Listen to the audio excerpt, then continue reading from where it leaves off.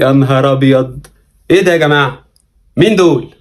هو اللي كان بيلعب النهارده ده الاهلي وصن داونز؟ يعني العشرة او ال11 اللي كانوا لابسين احمر دول كانوا لعيبه النادي الاهلي؟ بجد حد بس يا جماعه يقول لي بالله عليكم، يعني دول مش 10 من جماهير صن داونز دهنوهم ابيض ونزلوهم ولبسوهم تيشيرت احمر وقالوا لهم العبوا؟ لا يعني اكيد لعيبه الاهلي متكتفه جوه ودول جماهير.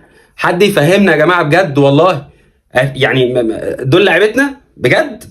مش عارف ايه ده، ايه يا جماعه ده؟ ايه الاداء ده؟ يعني مش ده اللي احنا والله يا جماعه كنا مستنيينه منكم خالص.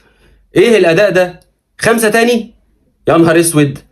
ده يا جماعه ما جاش الاهلي النهارده، ما جاش الاهلي، ما راحش جنوب افريقيا.